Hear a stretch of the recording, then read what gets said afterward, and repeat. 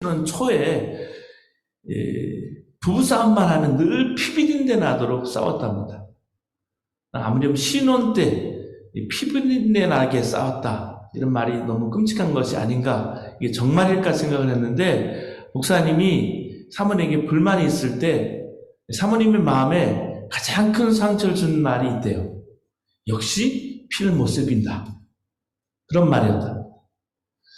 잘못했으면 당사자만 걸고 넘어가면 되지, 왜 부모는 들추고 조상은 걸고 집안 내력은 들추는 것일까? 또 그러면 사모님도 지지 않고요, 그러면 당신 피는 어떻고? 라고 맞대응을 했답니다. 여러분도 부부싸움 할 때 피비린내 나는 전쟁을 하셨는지요? 5월의 가정의 달을 맞아서 사랑하는 여러분, 여러분의 가정과 특별히 어린이들, 자녀들에게 하나님의 은혜가 넘치기를 주님으로 축원합니다. 저는 지금까지 목회하면서 하나님의 은혜를 특별히 많이 받았다고 느껴요. 저는 사실은 아까 말씀드린 피비린내 나는 그런 가정에서 자랐어요. 어릴 때부터. 정말 피비린내 나는 전쟁을 말로 겪은 게 아니라 정말 피를 보면서 자랐어요. 그런 가정에 자라서 제 마음이 그늘지고 또 사각지고 또 결손 가정이 뭔지 제가 알아요. 하루에 한 끼를 제대로 못 먹는 것이 뭔지를 저는 알아요. 근데 돌아보면 하나님, 제가 이렇게 살아있는 것 자체가 은혜이고 기적인데 이렇게 주님의 일을 부족한데 하고 있잖아요. 이 하나님의 은혜가 아니고는 제 자신도 설명이 안 돼요. 돌아보면 깨달아지는 것이죠. 어찌 하나님께서 저에게만 은혜로우실까? 모두에게 한결같으신 하나님이시잖아요. 그런데도 하나님의 은혜를 많이 받았다고 느껴지는 까닭이 왜 그럴까요, 저는?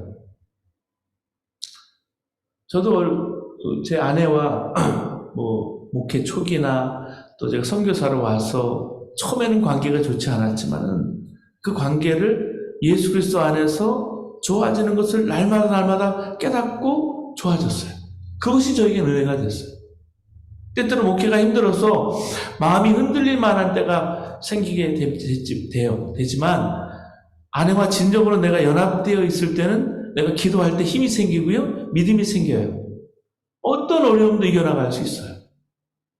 제가 항상 개척교회를 미국에서 2번 하는데, 미국에서 개척교회 2번 할 때 어려움이 참 많습니다.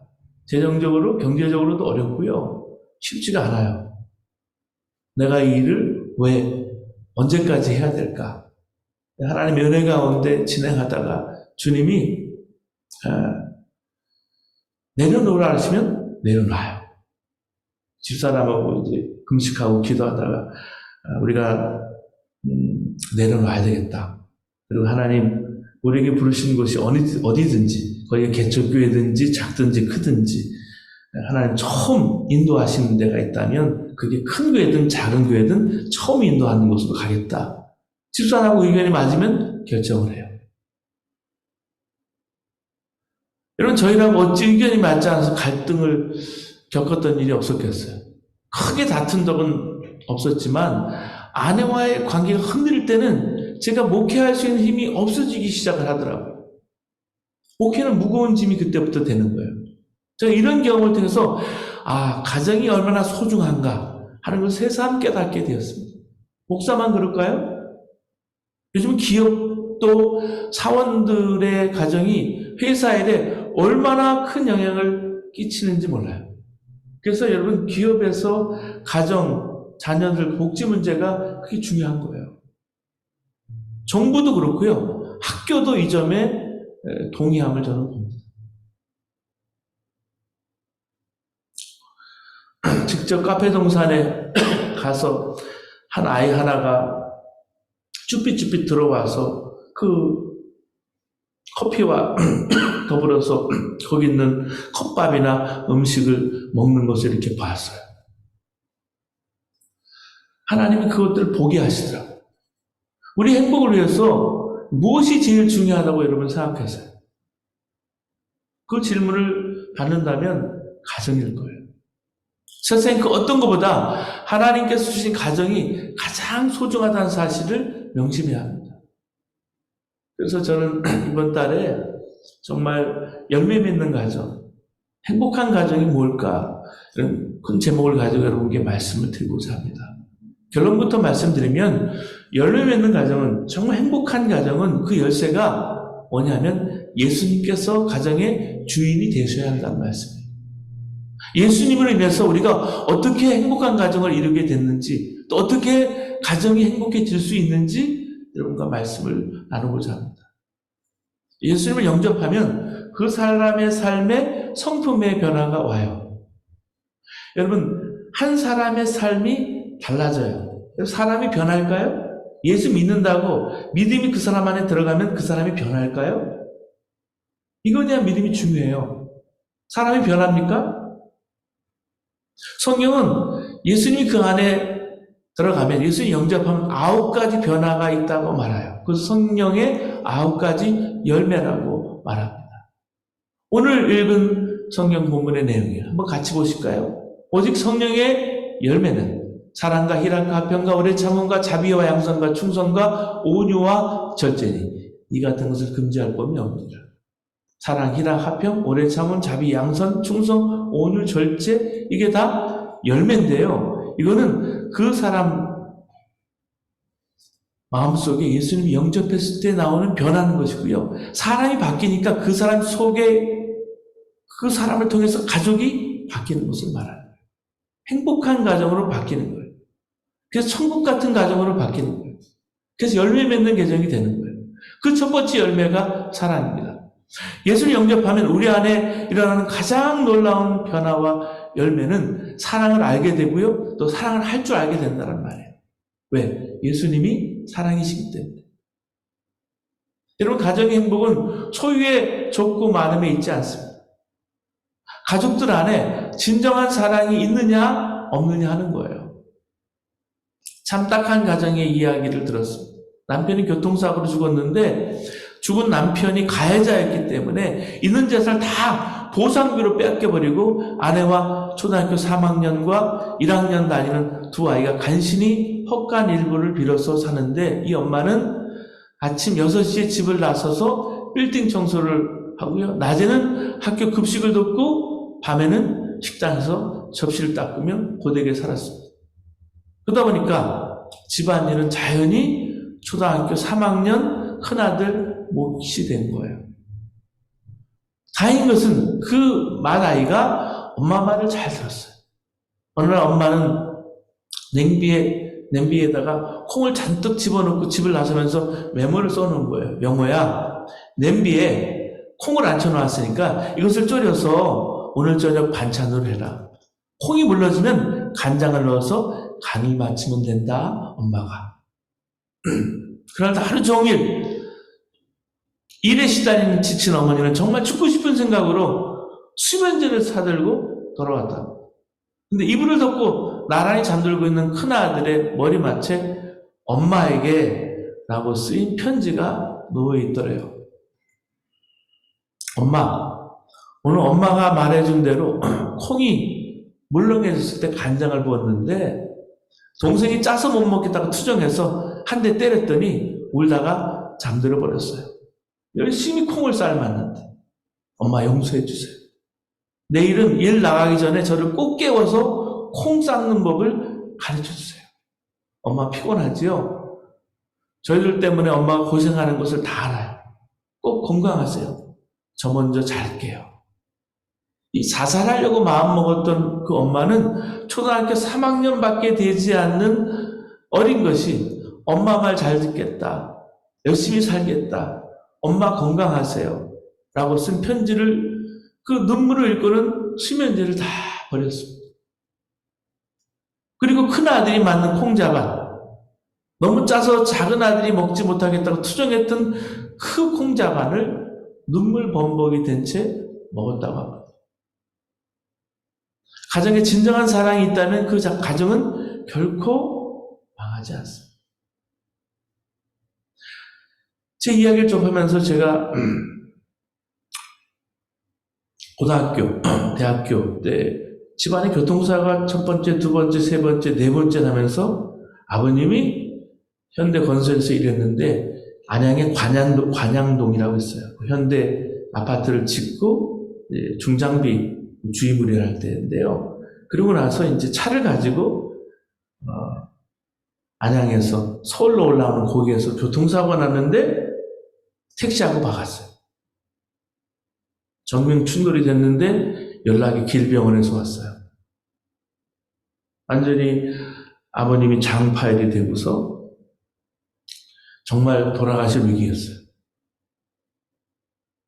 그때 하나님 앞에 얼마나 기도했는지 몰라요. 그러고 나서 그 사고 처리 때문에 복잡했어요. 아버님은 교도소를 가시고 그 사고는 복잡해져서 안에 들어가 봤더니 택시 조합하고 또 경찰서하고 이렇게 연결이 돼 있어가지고 이미 사건을 뒤집을 수가 없어요. 제가 그때 그 경찰서나 그 경장님이나 얼굴을 지금도 잊지를 못해요. 그러니까 회사에서도 6개월 이상 되니까 일을 그만두라고 그랬죠. 그래서 법정에서도 그렇고 여러 번 싸움을 했는데 해결이 되지 않아서 결국은 작은 아파트를 처분하고 제가 똑같이 이렇게 방 한 칸, 화장실이 바깥에 있는 그런 곳에 살았는데 거기서 제가 고등학교도 나오고 또 대학을 나오고 그리고 전도사 생활을 했어요. 잘 데가 없어요. 방 하나에 5명이 자야 되는데 잘 데가 없어요.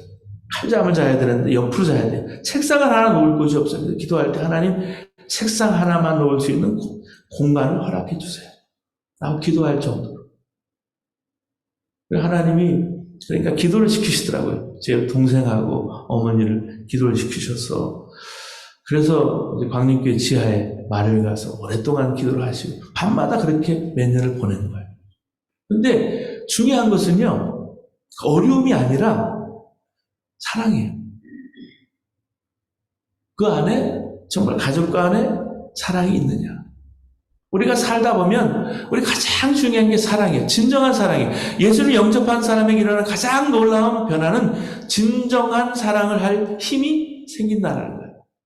그것은 하나님께서 자신을 사랑하심을 알게 되기 때문입니다. 사랑하는 자들아 우리가 서로 사랑하자. 하나님의 사랑이 이렇게 우리에게 나타난 바 되었으니 하나님이 자기의 독생자를 세상에 보내시면 그로 말미암아 우리를 살리려 하십니다.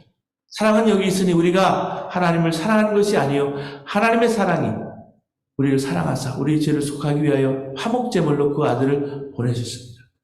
사랑하는 자들아 하나님이 이같이 우리를 사랑하셨은즉 우리도 서로 사랑하는 것이 마땅하도다. 예수님 믿고 하나님 사랑을 우리가 알게 되면 내 평생 받아먹지 못한 사랑을 하나님이 내게 주셨다는 사실을 내가 알게 돼요. 그렇기 때문에 십자가 복음의 핵심은 다른 게 아니라 사랑이에요. 우리가 죄인이라 지옥에 갈 수밖에 없는 자인데 하나님께서 우리를 죄와 저주에서 구원하시려고 당신 하나밖에 없는 아들 예수님을 우리를 대신해서 십자가에 못 박혀 죽게 하셨어요. 우리를 구원하셨어요. 그게 우리를 향하신 하나님의 사랑이에요. 그 하나님의 사랑이 십자가에 걸려 있는 거예요. 하나님의 사랑을 십자가에서 말하고 있는 거예요. 이 사랑을 말로가 아니라 진정으로 내 마음속에 내 삶 속에 체험하게 되면 다른 사람을 사랑하지 않고는 견딜 수 없어요. 다른 사람을 사랑할 힘이 생기는 거예요. 여러분 그렇잖아요. 우리가 여기 있는데 왜 한국 춘천 좀 구석에 있는 곳에 있는 아이들에까지 우리의 마음이 갈까요? 사랑할 힘이 왜 거기까지 하나님이 생기게 하실까요? 그런 사랑을 내가 깨달았기 때문에 내가 경험했기 때문에 나도 모르게 사랑할 수밖에 없는 거예요. 이렇게 사랑하게 되는 게 기적이고 사랑하게 되는 게 은혜이고요. 사랑하게 되는 게 여러분 변화예요. 가족이 변하게 되는 거예요. 이 복을 가장 먼저 누리는 것이 가족입니다. 한동대 이기복 교수님이라고 있습니다. 고등학교에 올라간 딸이 성적이 떨어졌을 때 끌어안고서 이런 말 했대요. 난 널 성적과 상관없이 사랑한다. 그런데 그 다음에도 또 성적이 떨어졌답니다. 그때도 마음을 굳게 먹고 딸을 격려하고 칭찬했대요. 그런데 세 번째 성적표를 가져왔을 때 문을 열고 들어오는데 그 얼굴이 발달합니다. 근데 성적은 올라가지 않았습니다. 순간 이 교수님에게 실망감이 밀려오더래요. 내가 잘못했나? 내가 정말 잘하고 있는 것일까? 근데 그 순간 깨달아지기를 요즘 학교 성적 때문에 방황하고 거짓말하고 심지어 가출하는 아이들이 많다는데 내 딸은 성적이 계속 떨어지는데도 밝고 어머니에게 담대한 것이 너무나 감사하더래요.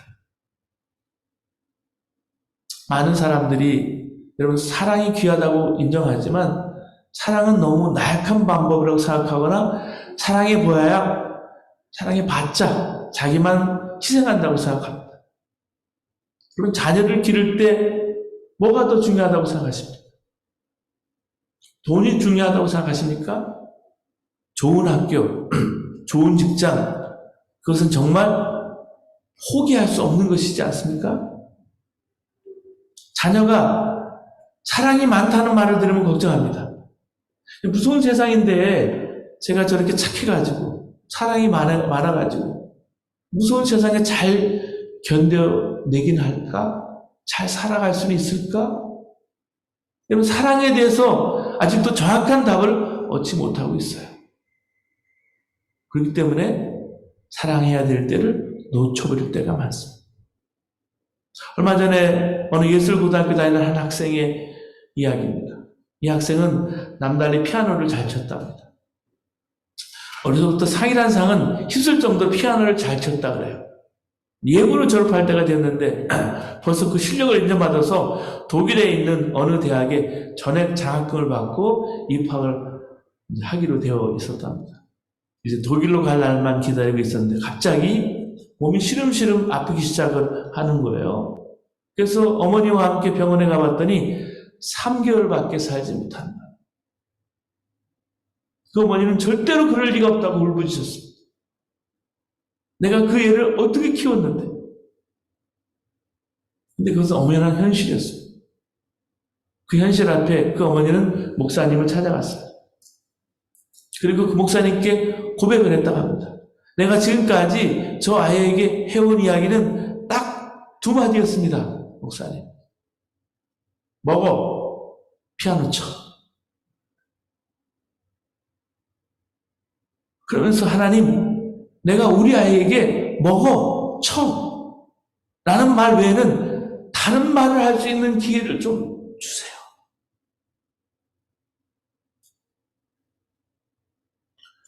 그렇게 기도한다고. 하지만 그 어머니에게는 그 기회가 주어지지 않았어요. 여러분 그렇습니다. 사랑이 가장 큰 열매.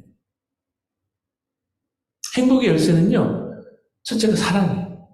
사랑이 모든 답이고요. 가장 강한 것입니다. 이재수 선교사님이라고 인도 선교사님이 있는데 선교사를 인도로 가려면 어쩐지 굳은 결단, 비장한 각오를 갖지 않으면 안 될 것 같은 마음이 생겼습니다. 근데 저 자신을 보면 나약하고 준비가 안 된 것 같아서 무작정 강하게 해주세요. 주님, 강하게 해주세요. 그렇게 했대요. 그렇게다가 문득 주님, 강한 게 무엇이죠? 뭘까요? 묻고 싶어졌습니다. 저를 불쌍히 여기신 주님께서 아가서 말씀을 생각나게 해주셨습니다. 그분의 얘기예요. 사랑은 죽음같이 강하고. 아, 그렇구나.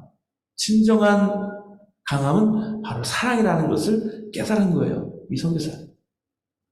그리고 그 사랑은 내 안에 계신 예수 그리스도 그분인 것을 깨닫고 제 마음이 너무나 평안해졌습니다. 행복해졌습니다. 여러분 주님과 깊은 교제 안에서 내가 사랑하지 않으면 선교사로 갈 수 있는 것 여러분 되질 않아요. 그 깨달음이요 선교사만 주어지는 것이 아니라 성도의 삶 속에도 일어났으면 좋겠습니다. 특히 여러분 가정의 자녀들 가운데 일어나기를 주님으로 축원합니다. 둘째는 기쁨이에요. 예수님을 영접하는 자에게 일어난 두 번째 역사가 기쁨이에요. 여러분 사람이 성령님이 내 안에 계시면 예수님 영접하면 기쁨의 사람으로 변하고 기쁨의 열매가 생겨요. 얼마 전 잡지에 한 칸짜리 옥탑방에 새들어 사는 부인을 인터뷰한 기사가 실렸습니다. 기자가 부인에게 물었습니다. 언제 가장 행복하십니까? 부인이 말합니다. 밤에 빨래를 넣을 때가 행복합니다. 그때 하늘의 별을 바라보며 나는 행복한 여자구나 생각이 듭니다. 기자가 다시 묻습니다. 왜 밤중에 빨래하죠? 낮에는 주인집에서 빨랫줄을 쓰니까 밤에만 제 차례가 와요. 그 말을 하는 부인의 눈 깊은 곳에 별이 총총 빛나고 있었다고 기자가 잡지에 쓰고 있습니다. 이와 같이 사소한 것에도 감수할 수 있는 조건을 깨닫고 세상을 아름답게 보고 나는 행복한 사람이구나 라고 생각하는 생각은 어디서 생길까? 어떻게 생길까? 그 부인에게는 5년 전부터 식물인간으로 누워있는 남편이 있었어요. 그런 상황에서도 행복을 잃지 않는 비결은 바로 예수님이셨어요. 그런 자신을 위해서 십자가에 죽으신 하나님의 사랑을 알았습니다. 그런 자신을 위해서 십자가에 죽으신 하나님의 사랑이 내 마음속에 깨달아지니까 죄 사하시는 하나님, 그 천국이 내 마음속에 임한 거예요. 천국이 있다는 걸 알았어요.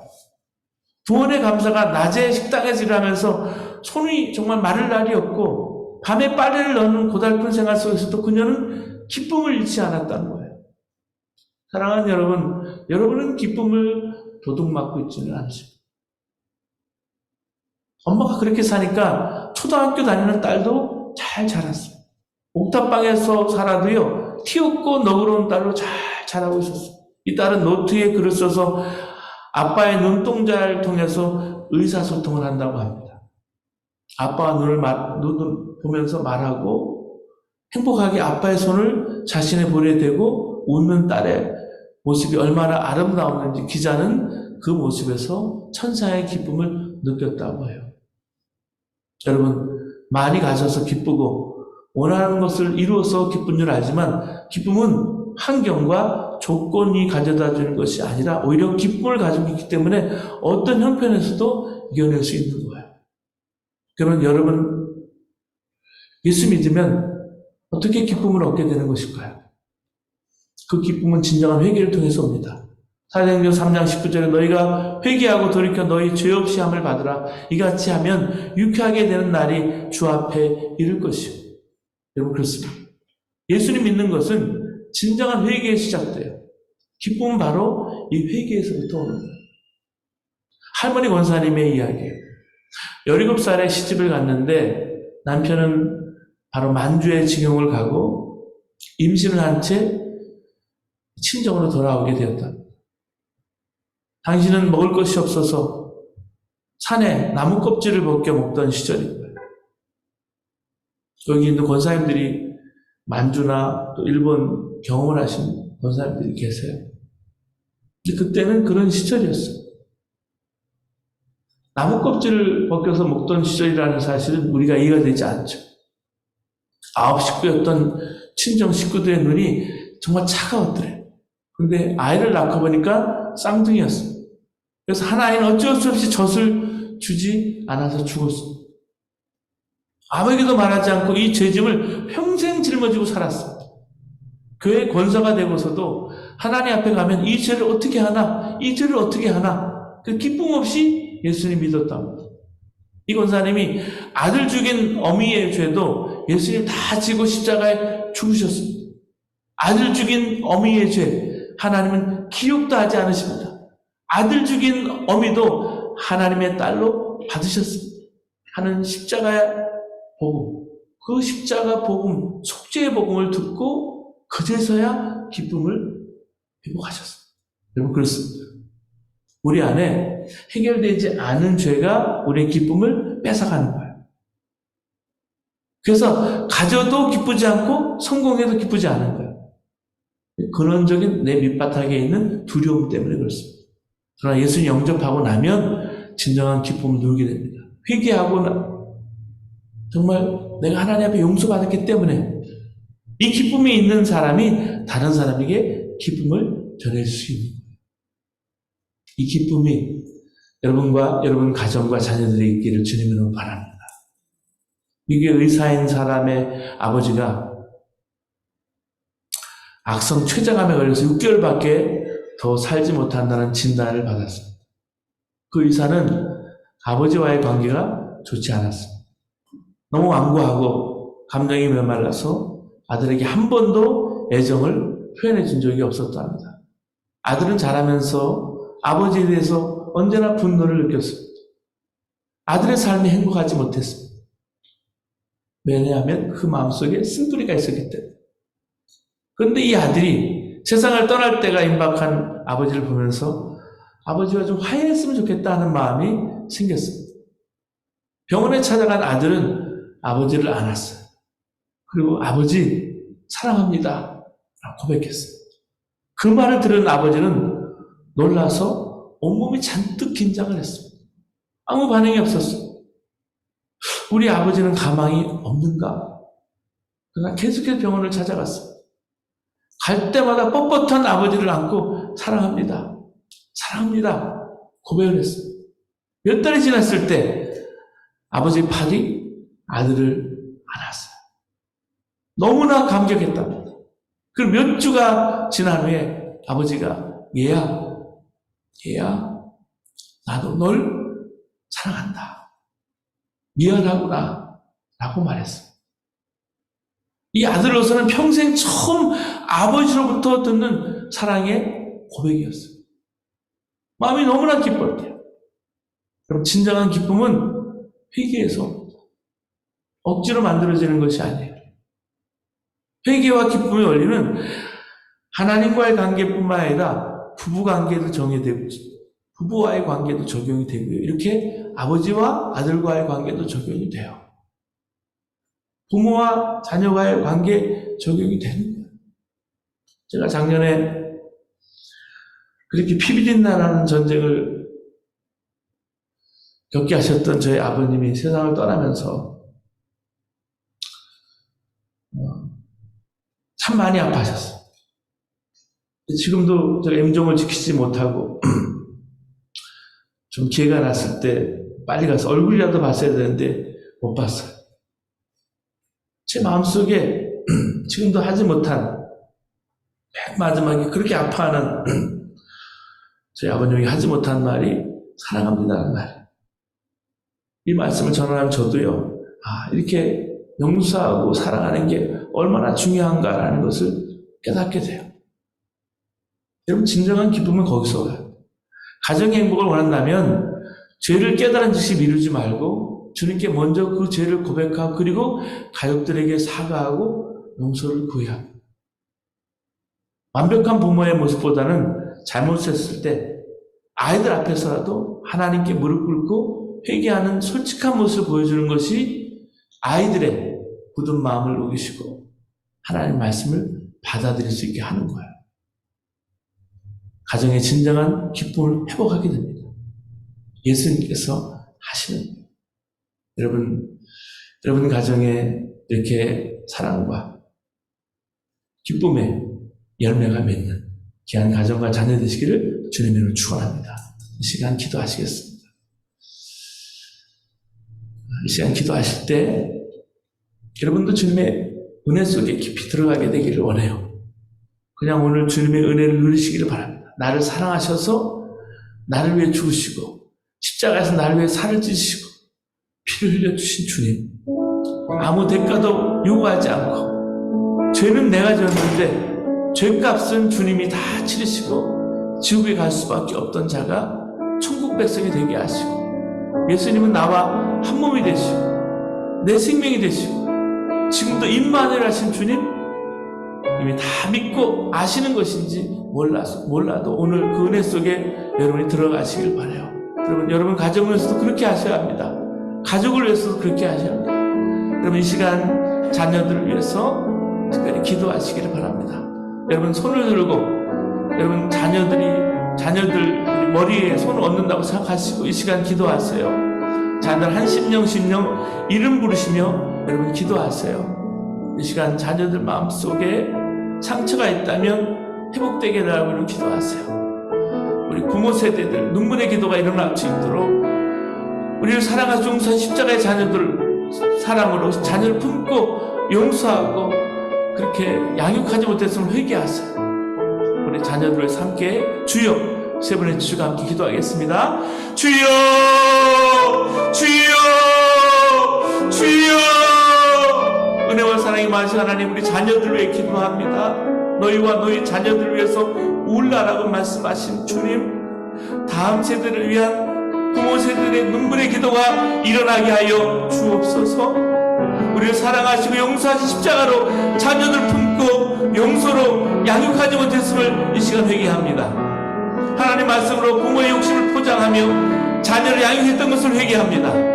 부모가 먼저 말씀을 가장 귀한 가치로 여기며 사는 온전한 복음의 증인이 되게 하여 주옵소서. 세상의 가치가 아니라 믿음과 순종의 눈물의 기도로 다음 세대를 살려내는 믿음의 대를 있게 해 주시옵소서.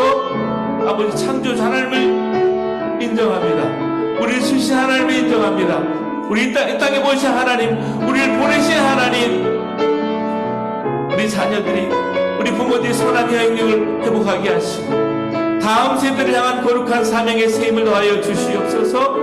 우리 주님과 동행하는 우리 주일학 선생님들 우리 다음 세대 지도자들 대토 붙잡아 주시옵소서.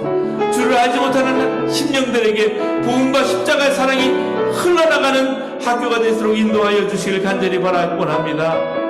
아버지 춘천 나름의 동산과 카페 동산을 위해 기도합니다.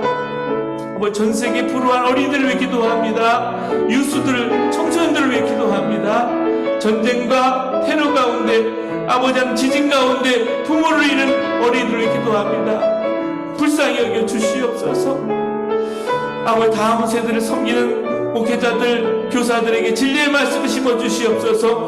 부모 세대들이 자녀들의 신앙 전수에 절대적 영향을 끼치는 가정 신앙교육에 책임을 다하게 하여 주시옵소서.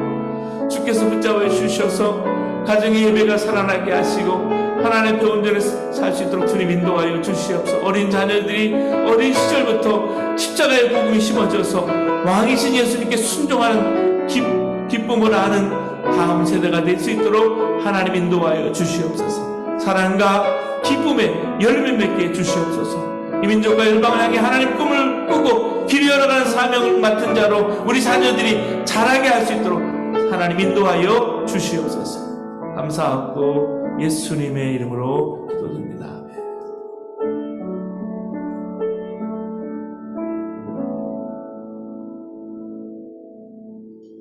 주님, 제게 주신 은혜를 감사합니다. 더 충만하게 부어 주시옵소서. 눈을 뜨고 주님 보게 하시고 제 심령 속에 은혜가 넘치게 하여 주옵소서. 예수님의 이름으로 기도합니다. 우리 마지막 찬양 부르시면